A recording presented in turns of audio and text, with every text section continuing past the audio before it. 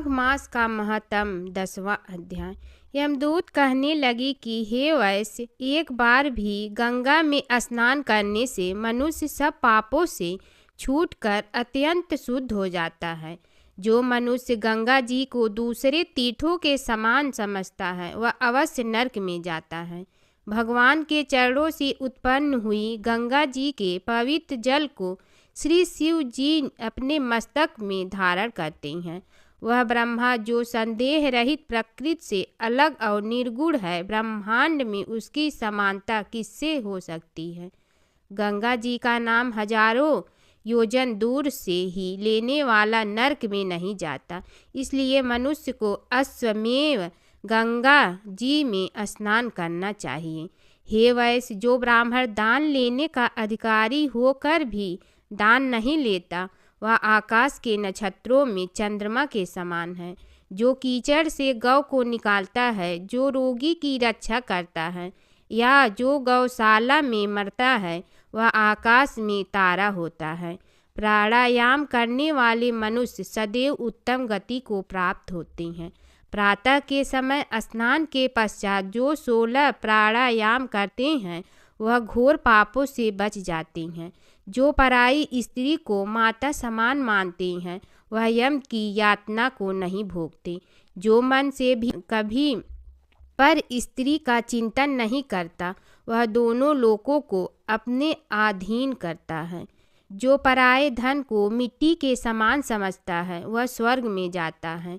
जिसने क्रोध को जीत लिया मानो उसने स्वर्ग को ही जीत लिया। जो माता पिता की सेवा देवता तुल्य करता है वह यमद्वार नहीं देखता, और जो गुरु की सेवा करता है वह ब्रह्मलोक को प्राप्त होते हैं। सील की रक्षा करने वाली स्त्री धन्य है। सील भंग करने वाली स्त्री यमलोक जाती है। जो वेदों और शास्त्रों को पढ़ने या पुराण और संहिता पढ़ते हैं और सुनते हैं तथा जो स्मृति का व्याख्यान और धर्मशास्त्र समझते हैं या जो वेदांत में लीन रहते हैं वह पाप रहित होकर ब्रह्मलोक को प्राप्त होते हैं। जो अज्ञानियों को वेद शास्त्र का ज्ञान देते हैं वे देवताओं से भी पूजित होते हैं। यमदूत ने कहा कि वैश्य श्रेष्ठ, यमराज ने हमको वही आज्ञा दे रखी है कि तुम किसी वैष्णव को मेरे पास मत ले जाओ। हे वैश्य, पापी लोगों को इस संसार रूपी नरक को पार करने के लिए भगवान की भक्ति के सिवाय दूसरा और कोई उपाय नहीं है। भगवान की भक्ति न करने वाले मनुष्य को चांडाल के समान समझना चाहिए। भगवान के भक्त अपनी माता पिता दोनों के कुलों को तार देते हैं और उनको नरक में नहीं रहने देते। और जो मनुष्य वैष्णव का भोजन करते हैं वे भी भगवान की कृपा से श्रेष्ठ गति को प्राप्त होते हैं। बुद्धिमान को सदैव वैष्णव का अन्न खाना चाहिए। इससे बुद्धि पवित्र होकर मनुष्य पाप नहीं करता। गोविंदाय नमः इस मंत्र का जाप करता हुआ जो मनुष्य मृत्यु को प्राप्त होता है वह परम धाम को प्राप्त होता है, इसमें कोई संदेह नहीं। जो ओम नमः भगवते वासुदेवाय मंत्र का ओम नमो भगवते अष्टाक्षर मंत्र का जाप करता है उसके ब्रह्म हत्या इत्यादि बड़े पाप नष्ट हो जाते हैं। बसेरे की कहानी। किसी गांव में एक भाट व एक जाट रहता था। दोनों में घनिष्ठ मित्रता थी। एक बार जाट अपनी बहन के घर जाने को तैयार हुआ तो भाट अपनी ससुराल जाने को तैयार हुआ। दोनों साथ चल पड़े तो रास्ते में रुककर एक कुएं की मुंडेर पर बैठ गए। जाट ने भाट से कहा कि नगर बसेरा कर लेते हैं। इस पर भाट बोला कि तू ही नगर बसेरा कर ले, मैं तो अपनी ससुराल जा रहा हूँ, वहाँ खूब खातिर होगी मेरी, तू कर ले नगर बसेरा। जाट वहीं कुएं के पास बैठ पानी की घंटी और चावल का दाना लेकर नगर बसेरा करने लगा। नगर बसेरा करने के साथ जाट कहने लगा कि नगर बसेरा जो करे सो मल धोवे पाँव, ताता माड़ा ताप सी देगी मेरी माँ। माँ देगी मावशी तेगी द्वारका का वास, मीठा मीठा घास वृंदावन का वास। पाँच कुल्ठी छठी रास, मेरी जीवड़ो श्री कृष्ण के पास। डालू पानी हो जाए घी, झट से निकल जाए मेरा जी। यह सब कर कर के वह जाट बहन के पास चल पड़ा। जाट की बहन ने भाई के आने पर उसकी खातिर की खी बूरा के साथ भाई को जिमाया। दोनों ने बैठकर ढेर सारी बातें की। इधर भाट अपने ससुराल पहुंचा तो वहां आग लगी हुई थी। आग बुझाने वह भी लग गया, जिसमें हाथ मुंह भी काले हो गए और खुद भी थोड़ा सुलझ गया। ना रोटी ना पानी के लिए ही किसी ने पूछा। एक पड़ोसन आई तो उसने भाट की सास को कहा कि जमाई आया है, जरा उस आओ भगत कर लो। बुढ़िया बोली कि सब कुछ तो जल गया है, अब कहाँ से आओ भगत करूं। तब पड़ोसन ने ही भाट को एक रोटी के साथ छाछ दी। उसने वही खाकर गुजारा किया। शाम को दोनों फिर घर की ओर चल पड़े और रास्ते में मिल गए और एक दूसरे का हाल पूछा। भाट बोला कि मेरी ससुराल में तो आग लगी हुई थी, आग बुझाते मैं खुद काला हो गया हूँ, ना रोटी मिली ना पानी। जाट बोला कि मेरी तो बहुत खातिर हुई। फिर बोला कि मैंने कहा था ना कि नगर बसेरा कर ले, अब कर ले, लेकिन भाट ने फिर मना कर दिया। कहने लगा कि चाहे रोटी दे या न दे, तेरी तो माँ है, दही चूरमा का पेड़ा धरा पाएगा। भाट ने फिर नगर बसेरा नहीं किया, जाट ने कर लिया। नगर बसेरा जो करे सो मल धोए पाँव, ताता माड़ा तापसी देगी मेरी माँ। माँ देगी मावशी देगी द्वारका का वास, मीठा मीठा घास वृंदावन का वास। पाँच कुल्ठी छठी रास, मेरा जी बड़ो श्री कृष्ण के पास। डालू पानी हो जाए घी, झट से निकल जाए मेरा जी। करके वह चल पड़ा। घर पहुँचते ही जाट की मावशी ने बहुत लाड प्यार किया। उधर भाट घर गया तो उसकी भैंस खो गई थी। बाप एक लाठी रखे तो दूसरी उठाए और कहने लगा कि ससुराल गया तो आग लगा दी, अब यहाँ आया तो भैंस खो दी। बाप ने कहा कि पहले भैंस लेकर आ, तभी रोटी पानी मिलेगा। सारा दिन भाट भैंस ढूंढता रहा, लेकिन उसे भैंस नहीं मिली। जाट और भाट की मुलाकात फिर से बाजार में हो गई। जाट ने भाट के हाल चाल पूछे तो भाट बोला कि आते ही भैंस खो गई, बस उसी दिन से भैंस ढूंढ रहा हूँ। रोटियां का तो पूछो ही मत। जाट ने कहा कि मैंने तो पहले ही कहा था कि नगर बसेरा कर ले। जाट की बात सुनकर भाट बोला कि तेरे नगर बसेरे में इतनी ताकत है तो चल अब कर लेते हैं। दोनों ने बैठकर नगर बसेरा किया। नगर बसेरा जो करे सो मल धोवे पाँव, ताता माड़ा तापसी देगी मेरी माँ। माँ देगी मावशी देगी द्वारका का वास, मीठा मीठा घास वृंदावन का वास। पाँच कुल्ठी छठी रास, मेरा जीवड़ो श्री कृष्ण के पास। डालू पानी हो जाए घी, झट से निकल जाए मेरा जी। दोनों के नगर बसेरा करने पर भाट जैसे ही आगे बढ़ा तो उसकी खोई भैंस मिल गई, जिसे लेकर घर पहुंचा। घर पहुंचते ही माँ ने कहा कि लड़के को आते ही घर से निकाल दिया, सारे दिन से ये भूखा प्यासा भटक रहा है। यह कहकर उसकी माँ ने उसको खूब खिलाया पिलाया। इस घटना के बाद सारे नगर में ढिंढोरा पिटवा गया कि कब कोई अपने पीहर या सास से आते जाते नगर बसेरा करें। जैसे भाट को नगर बसेरा करने का फल मिला, वैसे ही हर किसी को मिले। धरती के प्रथम मानव स्वयंभू मनु और उनकी पत्नी शतरूपा की कथा। स्वयंभू मनु को आदि भी कहा जाता है। आदि का अर्थ प्रारंभ। सभी भाषाओं के मनुष्यवाची शब्द मैन, मनुज, मानव, आदम, आदमी आदि सभी मनु शब्द से प्रभावित हैं। यह समस्त मानव जाति के प्रथम संदेशवाहक हैं। इन्हें प्रथम मानने के कई कारण हैं। संसार के प्रथम पुरुष स्वयंभू मनु और प्रथम स्त्री थी शतरूपा। इन्हें प्रथम पुरुष और प्रथम स्त्री की संतानों से संसार के समस्त जनों की उत्पत्ति हुई। मनु की संतान होने के कारण वे मानव कहलाए। मानव उसे कहते हैं जिसमें जड़ और प्राण से कहीं ज्यादा सक्रिय है। मन, मनुष्य में मन की ताकत है, विचार करने की ताकत है, इसीलिए उसे मनुष्य कहते हैं। चूंकि यह सभी मनु की संतानें हैं, इसलिए मनुष्य को मानव भी कहा जाता है। हिंदू धर्म में स्वयंभू मनु के ही कुल में आगे चलकर स्वयंभू सहित कुल क्रमशः 7 मनु हुए और 7 होना बाकी है। महाभारत में 8 मनुओं का उल्लेख मिलता है। श्वेत वराह कल्प में 14 मनुओं के नाम स्वयंभू, स्वरोचिष, औतमी, तामस मनु, रैवत, चाक्षुष, वैवस्वत, सूर्य सावर्णी, दक्ष सावर्णी, ब्रह्मा सावर्णी, धर्म सावर्णी, रुद्र सावर्णी, रौच या देव सावर्णी, भौत या इंद्र सावर्णी।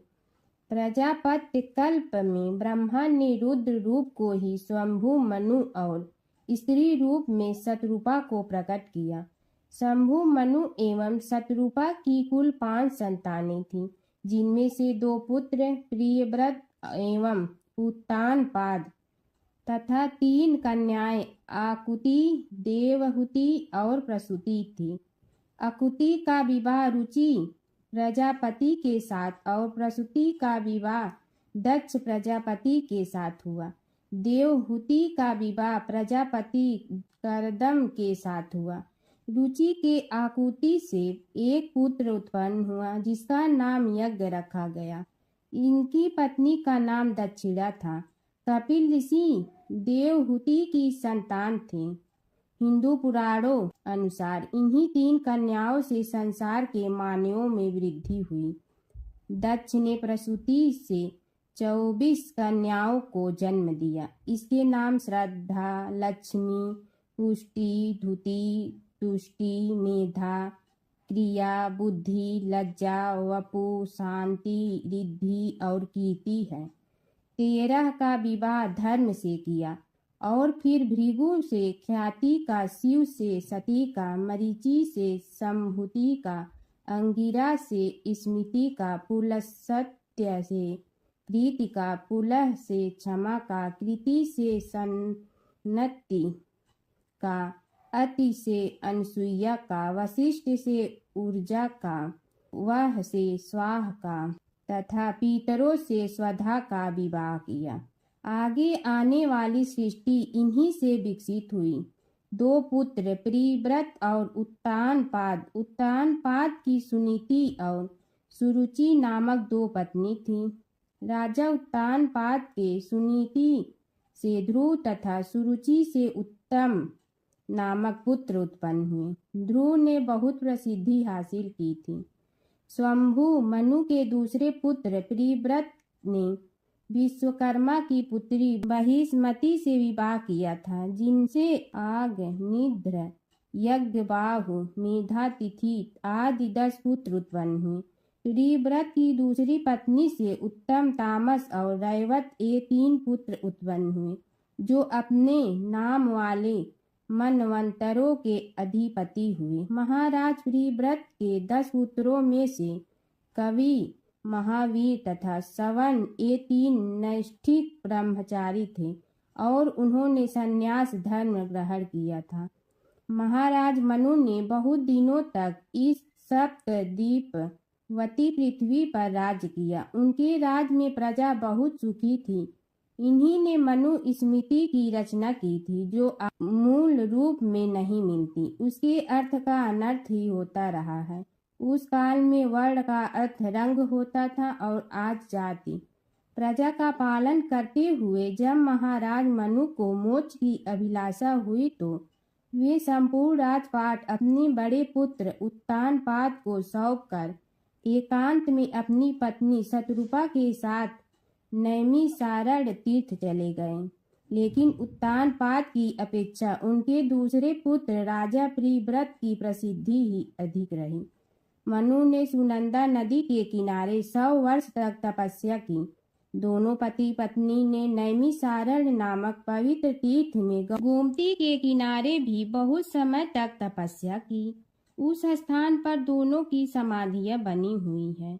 स्वयंभू मनु के काल के ऋषि मरीचि, अत्रि, अंगिरस, कुलह, कृतु, कुलसत्य और वशिष्ठ हुए। राजा मनु सहित उक्त ऋषियों ने ही मानव को सभ्य, सुविधा संपन्न, भ्रम साध्य और सुसंस्कृत बनाने का कार्य किया। राजा प्रियव्रत के ज्येष्ठ पुत्र अग्निध्र जम्बूद्वीप के अधिपति हुए। अग्निध्र के 9 पुत्र जम्बूद्वीप के 9 खंडों के स्वामी माने गए हैं, जिनके नाम उन्हीं के नामों के अनुसार इला वृत्त वर्ष, भद्रास वर्ष, केतुमाल वर्ष, कुरु वर्ष, हिरण्मय वर्ष, रम्यक वर्ष, हरि वर्ष, किंग पुरुष वर्ष और हिमालय से लेकर समुद्र के भूभाग को नाभि खंड कहते हैं। नाभि और कुरु ये दोनों वर्ष धनुष की आकृति वाले बताए गए हैं। नाभि के पुत्र ऋषभ हुए और ऋषभ से भरत का जन्म हुआ। भरत के नाम पर ही बाद में इस नाभि खंड को भारतवर्ष कहा जाने लगा। आप सोच रहे होंगे कि जब स्वयंभू मनु ही धरती के पहले मानव थे, जो अन्य ऋषि प्रजापति आदि कहाँ से आए। दरअसल प्राचीन काल में इस पृथ्वी के कई विभाजन थे, पाताल, धरती, स्वर्ग आदि। स्वर्ग से ही ब्रह्मा ने शंभु मनु को धरती पर उतारा था। उनके इस अवतरण की कथाएं भिन्न भिन्न मिलती हैं। माता सीता की कथा। यह कहानी सीता माता कहती थी और श्री राम इसे सुना करते थे। एक दिन श्री राम भगवान को किसी काम के लिए बाहर जाना पड़ा, तो सीता माता कहने लगी कि भगवान, मेरा तो 12 वर्ष का नित्य नियम है। अब आप बाहर जाएंगे तो मैं अपनी कहानी किसे सुनाऊंगी। श्री राम ने कहा कि तुम कुएं की पाल पर जाकर बैठ जाना और वहां जो औरतें पानी भरने आएंगी उन्हें अपनी कहानी सुना देना। सीता माता कुएं की पाल पर जाकर बैठ जाती हैं। एक स्त्री आई, उसने रेशम की जड़ी की साड़ी पहन रखी थी और सोने का घड़ा ले रखा था। सीता माता उसे देख कहती हैं कि बहन, मेरा 12 वर्ष का नित्यनेम सुन लो। पर वह स्त्री बोली कि मैं तुम्हारा नित्यनेम सुनूंगी तो मुझे घर जाने में देरी हो जाएगी और मेरी सास मुझसे लड़ेंगी। उसने कहानी नहीं सुनी और चली गई। उसकी रेशम जड़ी की साड़ी फट गई। सोने का घड़ा मिट्टी के घड़े में बदल गया। सास ने देखा तो पूछा कि ये किसका दोष अपने सिर लेकर आ गई है। बहू ने कहा कि कुएं पर एक औरत बैठी थी, उसने कहानी सुनने के लिए कहा, लेकिन मैंने सुनी नहीं, जिसका यह फल मिला है। बहू की बात सुनकर अगले दिन वही साड़ी और घड़ा लेकर सास कुएं की पाल पर गई। सास को वहीं माता सीता बैठी मिली, तो माता सीता ने कहा कि बहन, मेरी कहानी सुन लीजिए। सास बोली कि एक बार छोड़, मैं तो 4 बार कहानी सुन लूंगी। राम आए, लक्ष्मण आए, देश के पुजारी आए, नित नेम का नेम लाए, आओ राम बैठो राम, तपी रसोई जियो राम, माखन मिश्री खाओ राम, दूध बतासा पियो राम, सूत के पलका मोठो राम, साल दुसाला पोठो राम, साल दुसाला ओढ़ो राम, जब बोलो जब राम ही राम, राम संवारे सबके काम, खाली घर भंडार भरेंगे, सबका बेड़ा पार करेंगे, श्री राम जय राम जय जय राम। सास बोली कि बहन, कहानी तो बहुत अच्छी लगी। कहानी सुनकर सास घर चली गई और उसकी साड़ी फिर से रेशम जड़ी की बन गई। मिट्टी का घड़ा फिर सोने के घड़े में बदल गया। बहू कहने लगी, सासू माँ आपने ये सब कैसे किया? सास ने कहा कि बहू तू दोष लगा के आई थी और मैं अब दोष उतार कर आ रही हूँ। बहू ने फिर पूछा कि वह कुएं वाली स्त्री कौन है? सास बोली कि वे सीता माता थीं। वे पुराने से नया कर देती हैं, खाली घर में भंडार भर देती हैं। वह लक्ष्मी जी का वास घर में कर देती हैं। आदमी की जो भी इच्छा हो उसे पूरा कर देती हैं। बहू बोली कि ऐसी कहानी मुझे भी सुना दो। सास बोली कि ठीक है, तुम भी सुनो। और सास ने कहानी शुरू की। राम आए लक्ष्मण आए, देश के पुजारी आए, नित नेम का नेम लाए, आओ राम बैठो राम, तपी रसोई जियो राम, माखन मिश्री खाओ राम, दूध बतासा पियो राम, सूत के पलका मोठो राम, साल दुसाला पोठो राम, साल दुसाला ओढ़ो राम, जब बोलो जब राम ही राम, राम संवारे सबके काम, खाली घर भंडार भरेंगे, सबका बेड़ा पार करें, श्री राम जय जय राम। कहानी सुनकर बहू बोली कि कहानी तो बहुत अच्छी है। सास ने कहा कि ठीक है, इस कहानी को रोज कहा करेंगे। अब सास बहू रोज सवेरे उठती, नहाती धोती और पूजा करने के बाद नित्य की सीता की कहानी कहती। एक दिन उनके यहाँ एक पड़ोस की औरत आई और बोली कि बहन जरा सी आँच दे ना। तो वह बोली कि आज तो अभी हमने जलाई ही नहीं। पड़ोसन ने कहा कि तुम सुबह 4 बजे से उठकर क्या कर रही हो? फिर उन्होंने कहा कि सुबह उठकर हम पूजा करते हैं, फिर सीता माता की नित्य नेम की कहानी कहते हैं। पड़ोसन ने उसकी बात सुनकर फिर कहा कि सीता माता की कहानी कहने से तुम्हें क्या मिलता है? वे बोली कि इनकी कहानी कहने से घर में भंडार भर जाते हैं, सारे काम सिद्ध होते हैं, मन की इच्छा भी पूरी हो जाती है। पड़ोसन कहती है कि बहन ऐसी कहानी तो मुझे भी सुना दो। फिर वह बोली कि ठीक है, तुम भी यह कहानी सुन लो। राम आए लक्ष्मण आए, देश के पुजारी आए, नित नेम का नेम लाए, आओ राम बैठो राम। सारी कहानी सुनने के बाद पड़ोसन कहने लगी, बहन कहानी तो मुझे बहुत अच्छी लगी। अब वह पड़ोसन भी नित नेम सीता माता की कहानी कहने लगी। कहानी कहने से सीता माता ने पड़ोसन के भी भंडार भर दिए। अब तो पूरे मोहल्ले में नित नेम की कथा चल पड़ी। हर किसी की मनोकामना पूरी होने लगी। हे सीता माता, जैसे आपने उनके भंडार भरे वैसे ही आप हमारे भी भंडार भरना, सबकी भरना, कहानी सुनने वाले के भी और कहानी कहने वाले के भी। एक बूढ़ा ब्राह्मण था। वह रोज पीपल को जल से सींचता था। पीपल में से रोज एक लड़की निकलती और कहती, पिताजी मैं आपके साथ जाऊंगी। यह सुनते सुनते बूढ़ा दिन ब दिन कमजोर होने लगा। तो बुढ़िया ने पूछा कि क्या बात है? बूढ़ा बोला कि पीपल से एक लड़की निकलती है और कहती है कि वह भी मेरे साथ चलेगी। बुढ़िया बोली कि कल ले आना उस लड़की को, जहाँ 6 लड़कियां पहले से ही हमारे घर में है, वहाँ 7वीं लड़की और सही। अगले दिन बूढ़ा उस लड़की को घर ले आया। घर लाने के बाद बूढ़ा ब्राह्मण आटा मांगने गया तो उसने पहले दिनों की अपेक्षा आज ज्यादा आटा मिला था। जब बुढ़िया वह आटा छानने लगी तो लड़की ने कहा कि लाओ माँ, मैं छान देती हूँ। जब वह आटा छानने बैठी तो परात भर गई। उसके बाद माँ खाना बनाने जाने लगी तो लड़की बोली कि आज रसोई मैं बनाऊंगी। तो बुढ़िया बोली कि ना, तेरे हाथ जल जाएंगे। लेकिन लड़की नहीं मानी। वह रसोई में खाना बनाने गई तो उसने तरह तरह के 36 व्यंजन बना डाले और आज सभी ने भर पेट खाना खाया। इससे पहले वह आधा पेट भूखा ही रहते थे। रात हुई तो बुढ़िया का भाई आया और कहने लगा कि दीदी मैं तो खाना खाऊंगा। बुढ़िया परेशान हो गई कि अब खाना कहाँ से लाऊंगी। लड़की ने पूछा कि क्या बात है माँ? उसने कहा कि तेरा मामा आया है और रोटी खाएगा, लेकिन रोटी तो सबने खा ली है, अब उसके लिए कहाँ से लाऊंगी। लड़की बोली कि तू चिंता मत कर माँ, मैं बना दूंगी। और वह रसोई में गई और मामा के लिए 36 व्यंजन बना दी। मामा ने भरपेट खाया और कहा भी कि ऐसा खाना इससे पहले उसने कभी नहीं खाया है। बुढ़िया ने कहा कि भाई तेरी बावनी भाजी है, उसी ने बनाया है। शाम हुई तो लड़की बोली कि माँ चौका लगा के चौके का दिया जला देना, कोठे में मैं सोऊंगी। बुढ़िया बोली कि ना बेटी तू डर जाएगी, लेकिन वह बोली कि ना माँ मैं नहीं डरूंगी, मैं अंदर कोठे में ही सोऊंगी।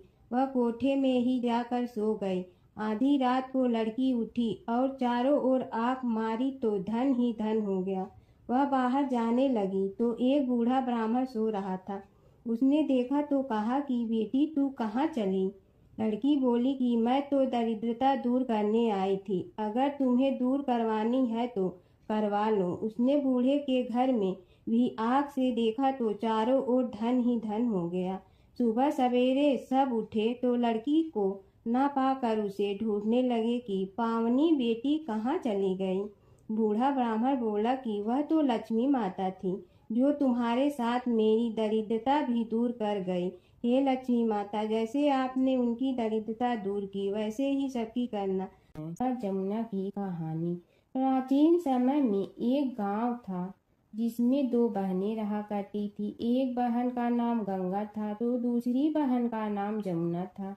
एक बार दोनों बहनें एक साहूकार के खेत से गुजर रही थी तो जमुना ने 13 दाने जौ के तोड़ लिए, जिसे देख गंगा बोली कि तुझे तो ग्रहण लग गया, तूने चोरी की है। इस पर जमुना बोली कि अब मेरा ग्रहण कैसे धुलेगा। गंगा ने कहा कि तुझे 12 साल तक साहूकार के यहाँ नौकरी करनी पड़ेगी, तभी तेरा पाप धुलेगा और ग्रहण से मुक्ति मिलेगी।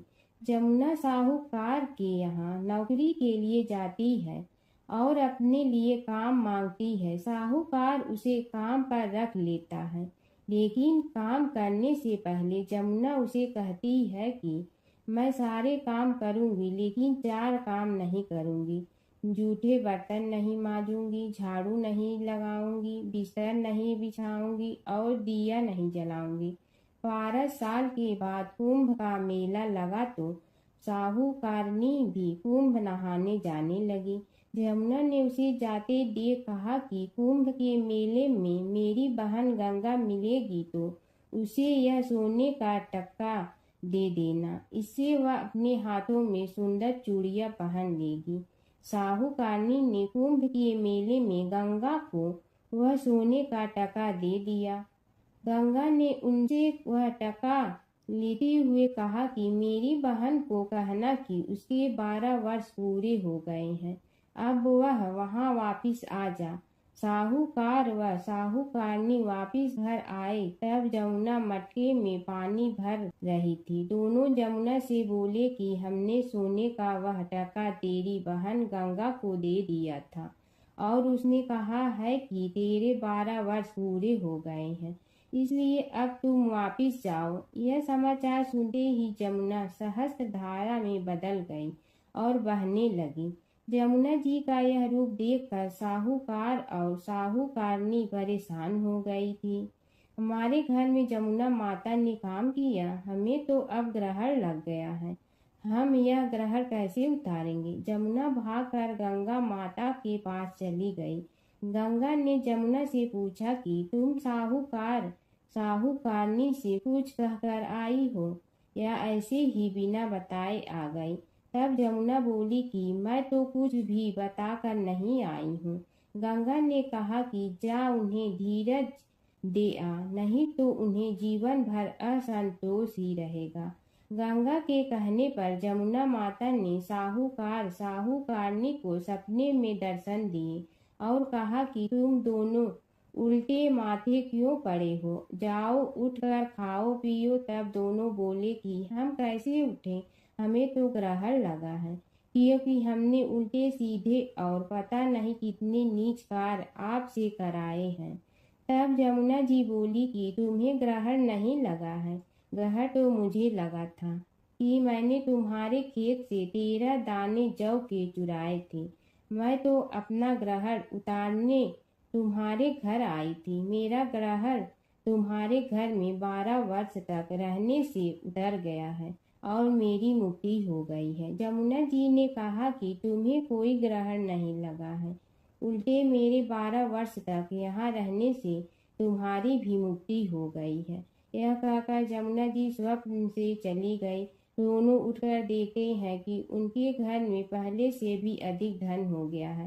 हे जमुना माता, जैसे आपने साहूकार व साहूकारनी की मुक्ति कराई, वैसे ही आप अपने सभी भक्तों की करना।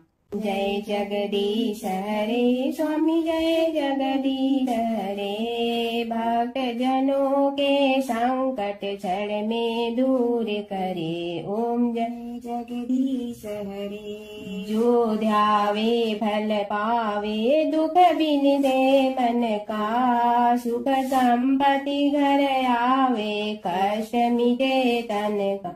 ओम जय जगदीश हरे।